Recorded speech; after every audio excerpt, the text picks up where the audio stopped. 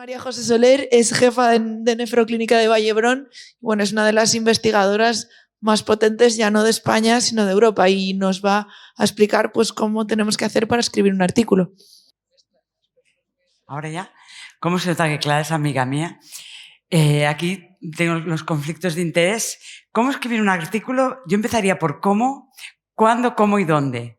¿Cuándo? ¿Nos vamos a esperar a que me haga de esta edad, a que ya esté caducada? pues no, yo creo que no. Cuando estamos así pequeñitos en la Plaza Cataluña, pues yo diría que tampoco, ¿no? Que es un poco precoz. Entonces, ¿qué vamos a hacer? ¿Una edad, la otra? Pues vosotros realmente, ¿no? Yo creo que cuanto antes empecéis en vuestra residencia, mejor. De R2 uno puede empezar a escribir un artículo. ¿Por qué no? De R1 parece un poco precoz, pero bueno, quien quiera también, o incluso estudiantes, ¿eh? Incluso estudiantes pueden escribir artículos. Yo creo que con los jóvenes nefrólogos sois los que tenéis que escribir un artículo. ¿Cómo escribiría un artículo? Necesitáis un buen mentor, porque empezar a escribir un artículo de cero, me imagino, cuando yo era pequeñita, que voy a empezar. Pues empiezo por la casa, por la ventana. Necesitáis un buen mentor, como tenéis aquí, como nuestra amiga, que puede ser un buen mentor. Era Dolo misma, que está en el Hospital del Mar, allí tiene un buen mentor, como la Clara, y coger un mentor joven como ellas, no uno que esté caducado, para que te pueda ayudar. ¿Qué es un mentor? Es una persona que te acompañe, que te motive, que no venga y te diga, ¿pero qué has hecho? Y tú, ay, Dios mío, qué miedo. Que te ayude a aprender, que te acompañe en el día a día, que te refuerce tus aciertos, porque eso está muy bien, y las cosas que has hecho mal también te las diga, pero sin ánimo de lucro, todo para que sea muy constructivo y que te apoye y que con él puedas tener éxito. Para escribir un artículo se tiene que tener una idea primero, porque si no, ¿cómo lo vas a hacer? Sin tener una idea, tienes que tener una hipótesis, diseñar un protocolo, pasar un comité de ética si vas a hacer algo sobre pacientes, porque si no después no vas a poder. Tú puedes hacer un estudio retrospectivo y estudiar pues, los pacientes que tuvieron inmunoterapia, por ejemplo, como os han enseñado antes esos casos clínicos. Pero evidentemente es que pasar un comité de ética, si no, luego no te van a dejar enviar el artículo y tienes que revisar las historias clínicas con sentido. Bueno, y con resolución. ¿Qué es una idea? ¿Dónde se puede salir una idea? No dices, sí, ideas. Tienes muchas, pocas. ¿Dónde te puede salir una idea? Pues, por ejemplo, en las sesiones del servicio. Tú estás en una sesión del servicio y de repente alguien empieza a hablar. Pues yo qué sé, voy a comentar este paciente que me pasó el otro día y tú dices, ay, de este paciente casos así hay uno, pero he visto muchos más. He visto 2 o 3, pues igual, allí tienes una idea. En sesiones multidisciplinares con otros servicios, ¿no? Me reúno con los de cardiólogos y empezamos a hablar de cardiorrenal. Ay, mira, y ese tipo de paciente, y esto lo ha escrito, esto lo han comentado. Alguien ha comentado qué pasa con los de la preservada, si van bien, si no van mal, si le están haciendo este tratamiento, si tienen anemia o no tienen anemia, o qué hierro está tomando, ¿no? En la actividad diaria, en la consulta, ¿no? Bien, te viene un paciente a tu consulta. Nuestro primer paciente que decimos luego escribir con inmunoterapia fue porque vino una chica que ingresó, la primera, nos la comimos, que estoy hablando de 2017, ingresó en el hospital, una creatinina previa de 1, ya inmunoterapia pasó a 3, tenía diarrea, se encontraba mal porque no tenía solo clínica renal, le pusimos un poquito de agua y sal, suero fisiológico, y le dimos de alta porque esa creatinina de 3 pasó a 2, ¿para qué nos la vamos a quedar allí? La semana siguiente volvió esa chica con una creatinina de 4 y dijimos, eso no es normal. Y de allí salió que empezaron a venir muchos más pacientes y que dijimos, pues vamos a recogerlos porque aquí realmente la oncología es muy potente y tiene muchos ensayos clínicos que ponen mucha inmunoterapia. Vamos a recogerlos todos. Pues en la consulta, en la hospitalización, en el sitio menos esperado. Y a veces ando por el metro, voy ahí, podríamos hacer esto. A ver, me lo tendría que apuntar, porque ahora ya se empieza a olvidar. Pero podríamos hacer eso en el metro, tomando café con unos amigos, en cualquier sitio. Artículos, hay diferentes tipos de artículos. Yo me voy a centrar un poco en un artículo original, porque si no estaríamos aquí toda la mañana y ya no tenemos tiempo para eso. Pero artículos, como todos sabéis, aparte de un artículo original, ¿qué tipos de artículos puede haber? Venga, Sol.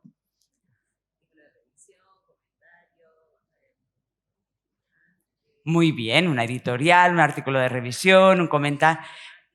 Vale, yo me voy a centrar en el original, que creo que es el que ustedes deberían de aprender más. Pero bueno, si alguno tiene alguna duda de cómo escribir uno de revisión, luego podéis coger y preguntar. Las ideas tienen que ser viables, originales y de interés, alineadas con los objetivos del servicio. Claro, si yo me siento en el metro y empiezo a pensar, me gustaría escribir un artículo de por ejemplo, la cirugía cardíaca. Ay, sí, qué interesante. Sí, pero yo estoy en el servicio de nefrología. No me voy a poner a ir a buscar, a ver si es un artículo de si la cirugía cardíaca empeora, los pacientes que van a cirugía cardíaca tienen más insuficiencia renal aguda, tendrá sentido. Si no, que si la técnica esta de cirugía cardíaca, el bypass este es mejor que el otro, no, tiene que ser alineado con mi servicio, pues si no, no tiene sentido. Y que sean éticos, ¿no? Voy a estudiar sin paciente con nefrectomía y ahora os voy a nefrectomizar a todos. Me aumenta el filtrado glomerular después y tiene más albuminuria. Señores, no estamos locos. Otra cosa es coger y hablar con uno, oye, si hacéis nefrectomías, que ahora cada vez hacen menos porque hacen parciales, si hacéis nefrectomía, avisarme para que yo pues estudiese a esos pacientes, pues luego con Ioxol o no, pues tienen una variación en su filtrado. Eso tiene sentido, pero tenemos que ser éticos, ¿no? Tenemos que ser éticos y morales. Entonces, una vez tengo una idea y he dicho, voy a por esta me gusta, ¿no? Cuando dijimos, pues estos pacientes con inmunoterapia parece que estén teniendo insuficiencia renal aguda y cuando los biopsiamos tenían una nefritis tubulointersticial aguda. Voy a ver al PubMed si ya la han tenido otros, porque si me meto en PubMed y hay 1000 artículos publicados sobre el tema, no vamos a perder el tiempo. No vamos a perder, nadie tiene ganas de perder el tiempo en esta vida. Entonces me pongo un PubMed, que creo que ayer vinieron, ¿no? Vino una bibliotecaria y os explicó seguro mucho más de lo que yo os puedo explicar, porque seguro que sé mucho menos que ella de eso. Un PubMed y no mido. Y tengo que tener una hipótesis, que es la predicción de un resultado del estudio de investigación. Yo siempre tengo que pensar mi hipótesis, ¿no? Cuando me puse a estudiar los pacientes con inmunoterapia que habíamos biopsiado, era que la mayoría en nuestro caso tenían nefritis intersticial aguda, que eso sí que fue en nuestro caso, pero bueno, luego en otros se ha visto que también pueden tener otras enfermedades glomerulares. Y nuestra hipótesis, por ejemplo, es que los pacientes con inmunoterapia presentan insuficiencia renal aguda y tienen mayor mortalidad. Esta fue otra hipótesis que tuvimos, que los pacientes que presentaban inmunoterapia, que estaban en tratamiento y hacían insuficiencia renal aguda, tenían mayor mortalidad. Y así fue. ¿Por qué es la mortalidad? Eso ya no lo sabemos. ¿Por la insuficiencia renal aguda o porque cuando hacen una insuficiencia renal aguda yo le retiro la medicación a ese paciente y no lo puedo retratar, o a veces lo retrato, no lo retrato, o lo retrato más tarde? No lo sabemos. Si lo queréis investigar, adelante. Eso podría ser por las dos causas. Entonces, ¿cómo escribo un artículo? ¿No? Ya tenemos el artículo original, que normalmente van con un título, resumen, introducción, acabada al final con la hipótesis, ¿no? Con lo que tú vas a elaborar, resultados, discusión y referencias. ¿Qué creéis? Venga, vamos a animar un poco esto. Tú misma, ¿qué crees que es lo último que yo escribo del artículo? Venga. El título. Bueno, al final lo retocas, pero yo lo último que escribo del artículo no es el título. Venga, ¿qué es lo último que escribo? ¿Quién tiene ganas de decirlo? El abstract, muy bien. Lo último, ¿y crees que es lo menos importante porque lo estoy escribiendo lo último o no? Es lo más importante. Muchas veces el revisor es lo único que se lee. Si el abstract está mal, eliminado. Triage, que dicen. Entonces es lo último que se escribe. El título se puede retocar al final, que eso también te lo tienes que acabar de mirar porque tiene que ser sexy. El título tiene que ser sexy porque te da la primera impresión. Ya si el título no lo entiendes y tiene 3 frases, también coges y dices, madre Dios. Autoexplicativo, breve, escueto y atractivo, alineado con el objetivo principal y con las palabras claves del proyecto. Claro, si son 5 o 6 tampoco vamos a tenerlas que poner todas, ¿eh? Escueto, que te diga claro hacia dónde vas y de dónde venimos. Resumen, tenéis que mirar las características de la revista donde lo vais a enviar, porque no todas las revistas son iguales. Pero lo habitual es que un resumen sea entre 200 y 250 palabras, Es la sección más importante, como ha dicho nuestra compañera Sol. Yo siempre la escribo al final. Y el abstract debe ser escueto, conciso, explicativo de sí mismo, entenderse, ser un resumen claro de lo propuesto, aunque se lea por sí. Es decir, yo con el abstract me tengo que hacer una composición del lugar de lo que voy luego a leer en el artículo.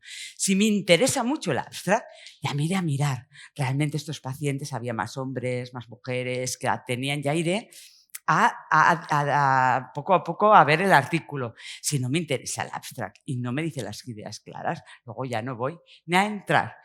Hay revisores, lo que hemos comentado antes, que solo se leen el abstract y debe incluir introducción, hipótesis. Esto cada revista es diferente. Hay algunas que quieren que lo pongas, ¿no? Que la introducción y luego continuar. Y hay otros que solo quieren que esté escrito, pero debe incluir eso. Introducción, hipótesis, material y métodos, resultados y conclusiones. Las conclusiones, 1, 2 líneas, no más. No puedes poner una conclusión allí que te caigas. La conclusión es: ¿qué saco yo de este artículo? ¿Qué saco yo? Pues, por ejemplo, que si los pacientes que tienen inmunoterapia, la conclusión sería la mortalidad aumenta X% en los pacientes que tienen inmunoterapia y esto significa que podría ser o por una cosa o por la otra. ¿Qué saco yo de leerme este artículo? Introducción. No tiene que ser muy larga. Si tienes una introducción de 4 páginas, olvídate. Una página o una página y media. Nada más. Una página y media. Revisión de la literatura científica, introducción del tema, antecedentes y situación actual y acabar con lo que vas a hacer. En este artículo yo me propongo estudiar si los pacientes que tienen inmunoterapia van mejor o peor en relación a su mortalidad o en relación a su enfermedad, o si se mueren porque tienen recidiva de su enfermedad. Acabar con lo que tú vas a hacer. Material y métodos. Yo esto lo escribo por el medio, no me importa mucho, realmente. Ahora os diré por dónde empiezo yo. Esto no me importa mucho, pero se tiene que ser muy claro. No me importa mucho significa que no es lo primero que me pongo a escribir. Entonces, material y métodos tiene que ser la metodología del estudio, explicar claramente. ¿Ha sido un estudio de intervención o no ha sido un estudio de intervención? ¿Es un ensayo clínico o no es un ensayo clínico? ¿Es un estudio descriptivo? Si es un estudio retrospectivo, pues aquí tienes que poner estudio retrospectivo de tal cohorte que he hecho y tal. Material y métodos también se tiene que poner lo del comité de ética que hemos comentado. Al final, la estadística que has hecho y al final lo del comité de ética, incluso poniendo el número, porque si no te lo van a pedir. Tú cuando vas y pasas un trabajo en comité de ética, te dan un número, el número tal, que suele ser el año que lo has pasado, más una referencia. Entonces, esto ha pasado al comité, sigue los criterios y ha pasado al comité de ética del Hospital del Vall d'Hebron y el número del comité de ética que te haya pasado al final. En la metodología tienes que poner, si es un estudio con pacientes, criterios de inclusión, criterios de exclusión, para que quede claro.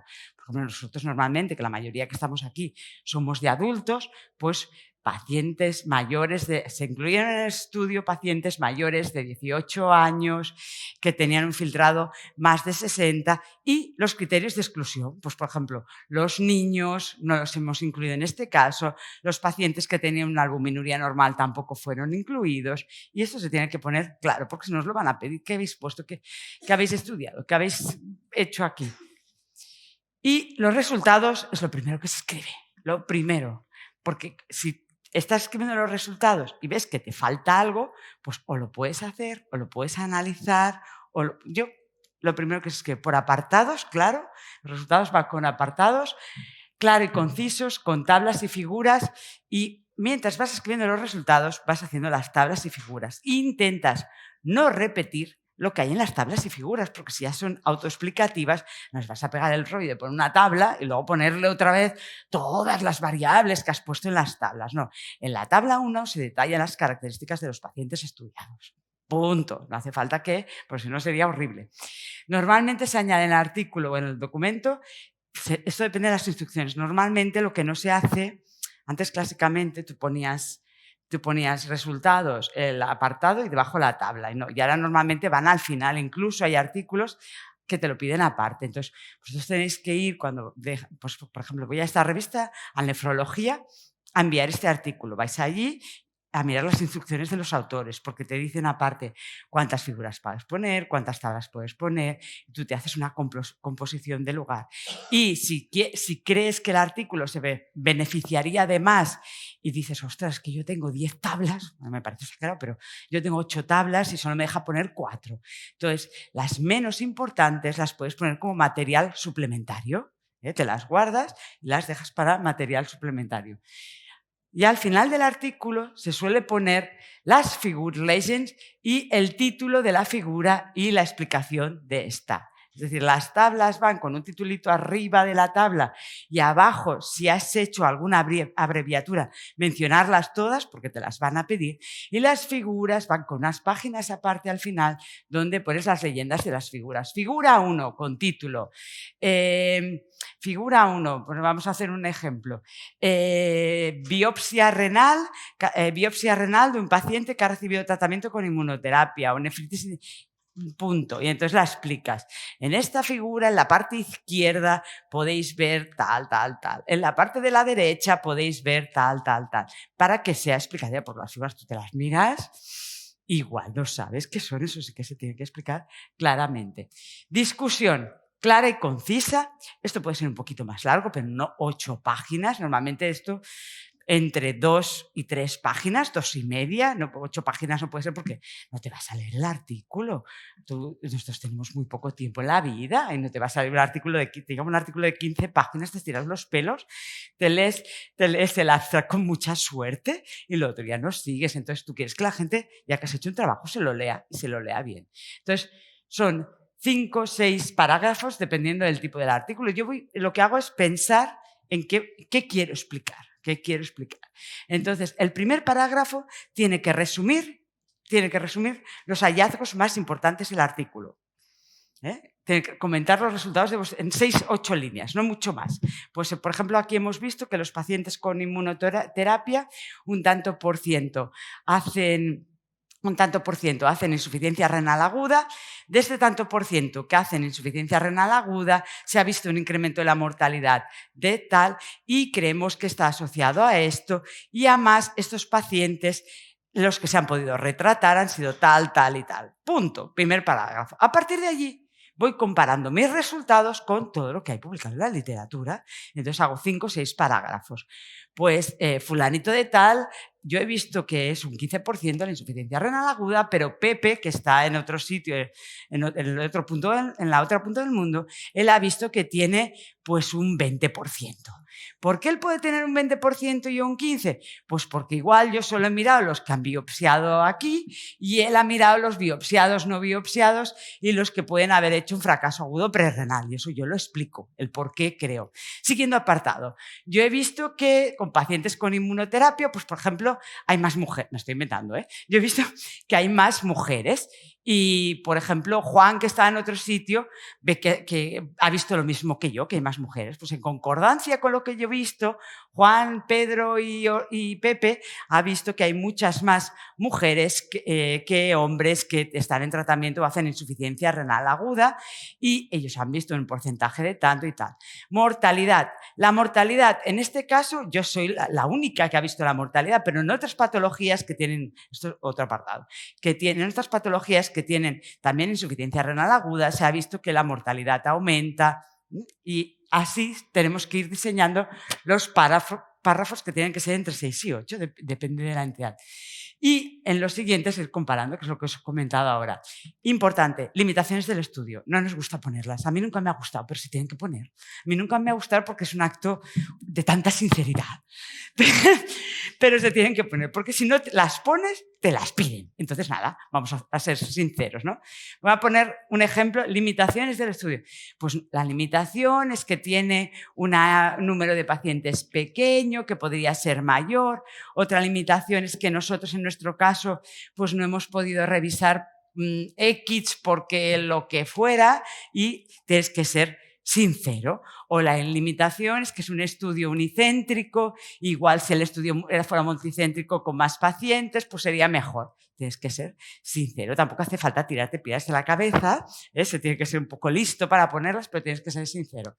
Y al final, una conclusión de 4 o 6 líneas, como la del abstract, pero un poquito más larga, de qué sacas de tu artículo. Yo muchas veces cuando voy directa, vas a mirar algún artículo y dices, voy a mirar la discusión, el primer parágrafo y el último, que me va a dar un resumen de la discusión de lo que me va el artículo, ¿no? Y es así, se tiene que escribir así.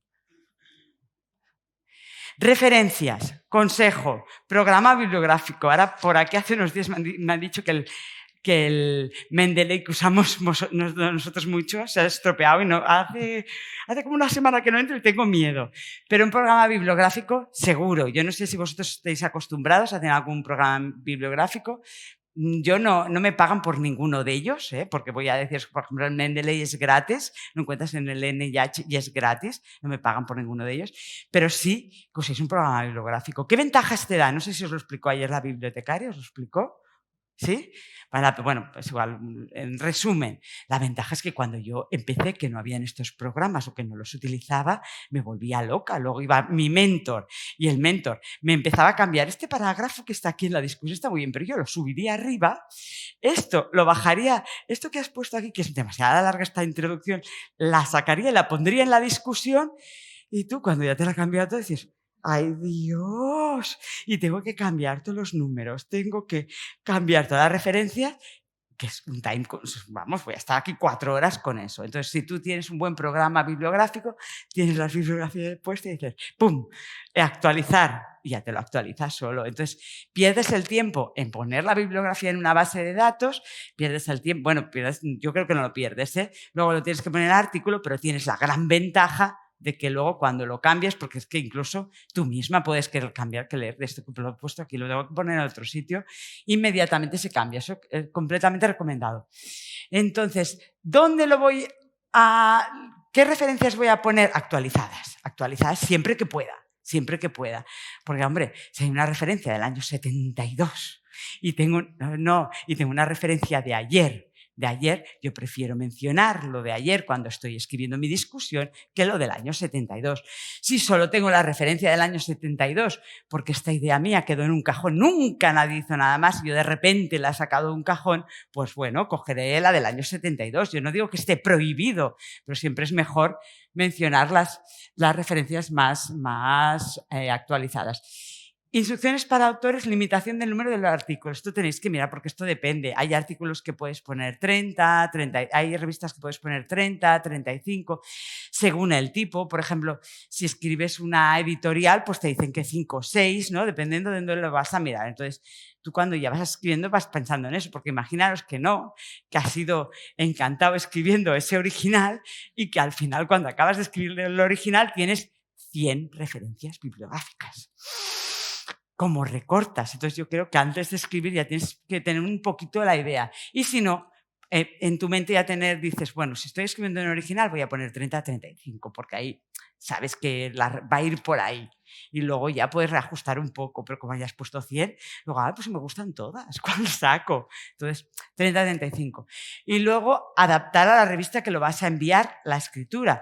Pero tenemos la suerte que con el Reference Manager, con el Mendeley, tú les pones, voy a enviarlo aquí, ¡pam! Y ellos ya te lo cambian directamente, que eso es una gran ventaja y evitas pérdida de tiempo.